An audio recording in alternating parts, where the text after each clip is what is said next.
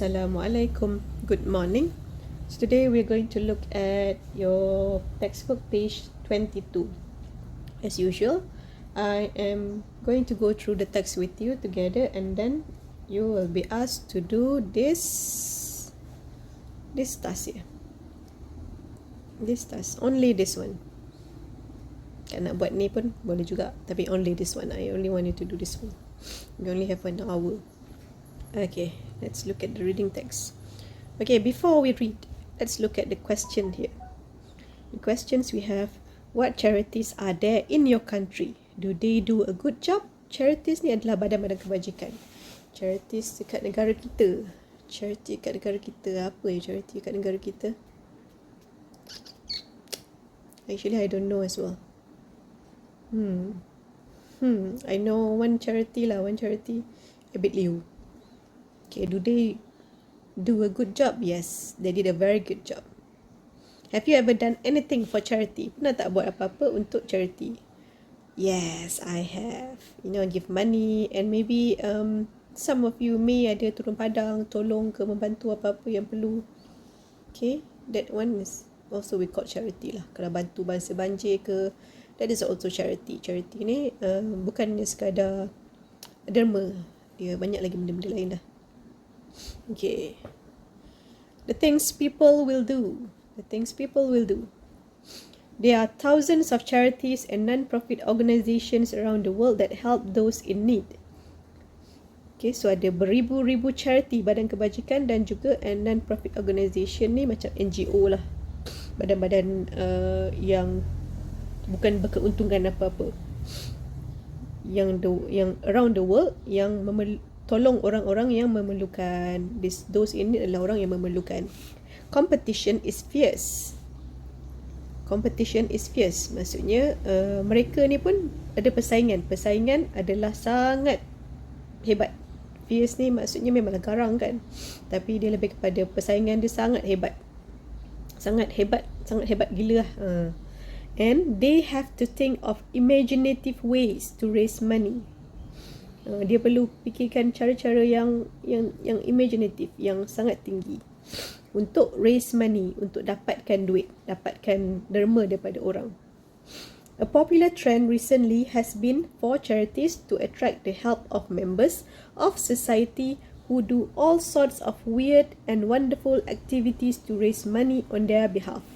So a popular trend yang popular sekarang ni adalah untuk charity ni menarik minat orang-orang ahli masyarakat.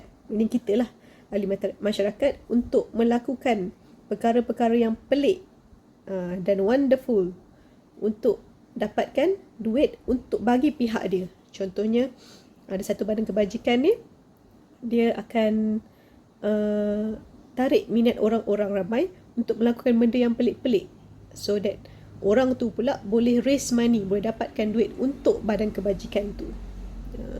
Okay. People, kita tengok contoh dari bawah ni ada contoh. People are prepared to do unusual and even extreme things for this cause. So orang-orang ni adalah bersedia untuk melakukan benda yang pelik-pelik dan juga ekstrim.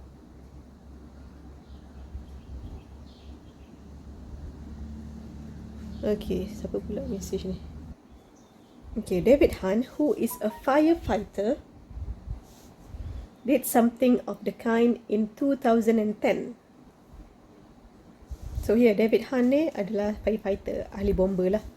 Dia buat something pada tahun 2010. He spent 48 hours without any food, locked in a glass box which was hanging 30 feet in the air from a crane above central London. Look at the picture here. This is what David Hunt did. Dia spend 48 hours, meaning equal to 2 days, without any food. No food, locked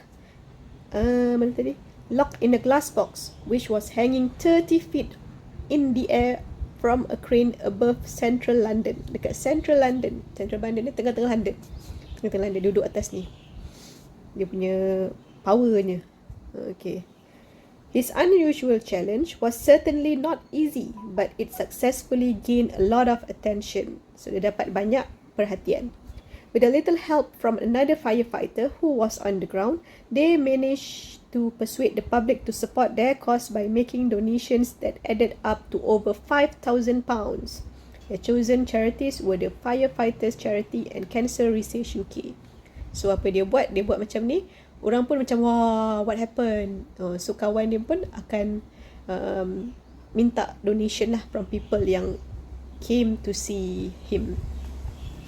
And they actually gained over £5,000. £5,000 ni £5,000. £5,000 kalau kita convert sekarang ni adalah around RM25,000. Okay, it's not just the young who have gone up high to raise money for charity. In 2009, Kay Matthews, who was 90 at the time, went to Norfolk, UK to skydive from a plane 13,000 feet above the ground for a war victims charity. 2009 ni Kay Matthews ni 90, umur dia 90. Dia pergi ke Norfolk untuk skydive. Skydive ni yang bila you naik atas plane tu, daripada atas plane tu you terjun ke bawah. You boleh google lah skydive ni. From a plane 13,000 feet above the ground, 13,000 kaki daripada ground lah. Dia dapatkan duit untuk War Victims Charity, satu charity badan kebajikan untuk mangsa-mangsa peperangan. She raised about $3,000 pounds. Okay, which equal to our money RM1,500 lah. Few people are brave enough to go skydiving, let alone an elderly woman, but she loved every minute of it. Saya takut. Okay, others prefer to stay firmly on the ground, but still no further away from danger, like Nick Lisov, a 67-year-old businessman who lives in Melbourne, Australia in 2010. He decided to spend 3 weeks living in a shop window with 400 deadly spiders to raise money for a children's charity. This 67-year-old businessman ni, dia punya gila, dia spend 3 weeks living in a shop window sebab orang boleh nampak lah, sebab shop window kan. Kalau dia tinggal dalam shop je mana orang nampak. So biar orang nampak, dia tinggal dengan 400 deadly spiders untuk dapatkan duit untuk children's charity. The real-life Spider-Man wasn't at all nervous as he slept among his 8-legged friends and survived the experience unharmed. Dia tak ada kena apa-apalah masalah, dia okey je. Raising $50,000. $50,000! The spiders, however, weren't so lucky, as by the end of the challenge, a few of them had started eating each other. Okay, so spiders ni kat hujung-hujung challenge tu, diorang ni makan sama sendiri. I don't know lah, it's about spiders kot. I don't really know why they ate each other. Okay, raising money for charity is also popular with students. Alison Bishop from Middleton School in Peterborough, UK, decided to do her bit for charity by doing a sponsored silence in March 2011. She spent a whole school day without saying a word. Okay, dia pergi sekolah tak cakap apa pun. Diam je. She had to write things down in class. And she wore a sign saying, "Please don't speak to me. I'm doing a sponsored silence for the National Deaf Children's Association." This is really good. Dia nak raise money untuk satu badan kebajikan yang melibatkan kanak-kanak pekak. Kanak-kanak pekak. Pekak ni termasuk juga bisu, tak silap saya. When you say deaf ni kan. Okay, so dia nak raise money for this charity lah. So apa yang dia buat, dia tak bercakap dengan orang selama sehari. Okay, it was quite difficult, but she managed to raise 874. Not bad lah for a school student. And the challenge is not that extreme, tapi susah juga sebenarnya. You try to not to talk in the... Okay, so that is all. And then you may do, alamak, where is it? You may do this one. Senang je. Dah ada dah tadi kan kita go through siapa orang dia kat mana, bila, kat mana, untuk charity apa dia try dapatkan duit, berapa duit yang dia dapat, apa yang dia buat. Okay, that is all. Thank you.